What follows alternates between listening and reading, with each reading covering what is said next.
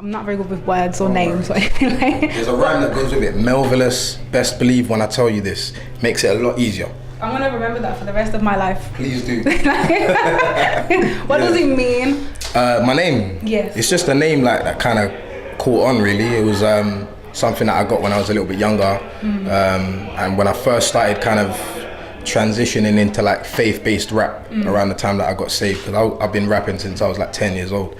But I came to faith around the age of 14, 15. And yeah, it was kind of something that people just stuck on me. It was like Melvillous, because my real name is Melville. Oh, so, okay, that makes sense. Yeah, I get that from my completely granddad. Different, I'll be a bit like, where did that come from? But man's name is John or something. Yeah. You kind of just answered my next question. I was gonna say, how and why did you get into music generally? I got into music because it was just around me. It was a form of expression that I'd always grown up around. I come from a very, very musical background. You know, a lot of people in my family, DJs and MCs and singers, and one of my relatives is actually a member of the Wailers with Bob Marley. Yeah, so music's just in my blood. Like I've always grown up around it, and yeah, I kind of started to dabble here and there once I kind of learned how to put words and rhymes together. And yeah, grime and rap and hip hop, it was just a perfect form of expression for me. I could get out all my aggression and rage and my gripes with the world and different things like that. So I've always been like a very conscious mind. And then I guess, yeah, when I came to faith, it was just the same sort of thing. How did you come to the faith then? That's a funny story. I was in church like my whole life, and my mum kind of just dragged me along with her, you know, typical story. Yeah, like, get in the car. You know what I'm saying? Like train a child in the way they should go so they won't depart, and maybe slap them around the head every now and again too. But yeah, like, so my mum was always taking me to church, and I was in Sunday schools and all the rest of it, and it was kind of just in one ear out the other. It wasn't really anything I took seriously until I went to a summer camp, which funny enough, my mum actually stitched me up and basically paid for my place to go and didn't tell me, and she was like, okay, you're going now. So, but yeah, I had my first like real genuine encounter with God there, and yeah, since then I've just been like on a journey, just kind of discovering who this God is. Yeah, like literally just kind of, I wanted it to be real for myself. I didn't want to get to the end and then be like, oh man, my mum's a Christian, so can I kind of go in, you know what I'm saying, like off of her coattails kind of thing. So I was like, nah, if this is real, then I need to have my own personal relationship. So that was that. Wow. Yeah. Break My Heart, deep track. Where did it come from? As I said, I'm just like a deep thinker, and sometimes I'm an overthinker, which is bad. But yeah, it just came from an honest place, really. I was just expressing myself. Yeah. As I tried to do with every song, and some songs turn out very deep and dark and kind of, you know, reflective. Some songs just turn out to be just me kind of going crazy on the song. Yeah. But yeah, that song in particular was just kind of me reflecting on my responsibilities that I feel weigh on my shoulders a lot of the time, especially as like an artist and like a role model and a youth leader and all of these different things. Sometimes I feel like I'm not the best example, and I'd love to be the best example. But then, you know, I do believe that God doesn't call the qualified, he qualifies the called.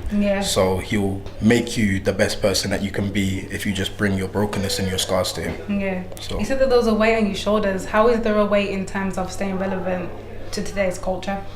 I don't know, I think culture is something that you have to, in order to have any effect on it, you have to be immersed in it, you know. And I think it's not necessarily something that I try to do, it's just something that comes naturally for me. Like I feel like the culture that I'm a part of, that represents me, is everything about me. It's like it goes hand in hand. It's not something that is external to me, and I have to kind of try my way to find my way into it. It's me. So yeah. We see you working with people like SBTV, Link Up TV. What's your advice to artists trying to do the same thing?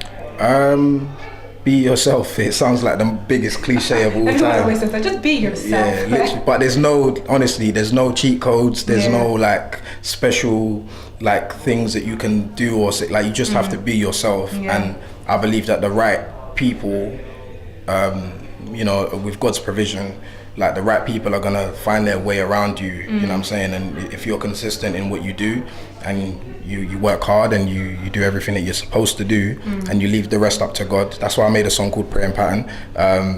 Cheeky plug. Cheeky plug. But that literally that's the whole concept of the song, man. It's just that like none of this stuff is completely down to us. We do our bit, you know, faith without works is dead. You know, so we do our side of things, and God just takes it and multiplies it, you know. So where does the passion come from when you start rhyming? Where does the energy? I'm a weirdo, basically. Okay. Yeah. Right. That's pretty much it. Yeah. So. Is that the end of the answer? Pretty much. Okay, yeah. that's cool. Yeah. I think you have to be a bit weird to be an artist. Like really, like you have to have some kind of screws loose Something somewhere. has to be a bit. Yeah. Because we say the things that a lot of people are scared to say. Yeah. Like the amount of times is for that Break My Heart song, especially a lot of people have said to me that you're telling my story for me. Like you're saying the things that I'd love to say that are deep within. Yeah, but I just can't find the words. Or so, like I feel like society needs a few weirdos who are willing to kind of just say that stuff and kind of speak for a lot of us. So yeah. Where do you plan to take your music to?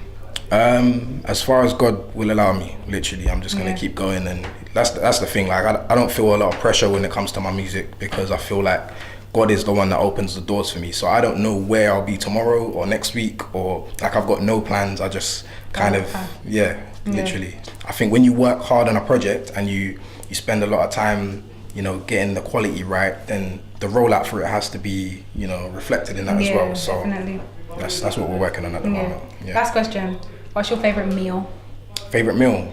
Whatever I last ate. What was that? That was a chicken and mango chutney or something like that. From Big Up Tesco. Sandwich? Oh, yeah. Tesco. It was buff. Yeah. I might have to go pick that So up. whatever I last ate, because that's what keeps me going right now. That's a really good answer.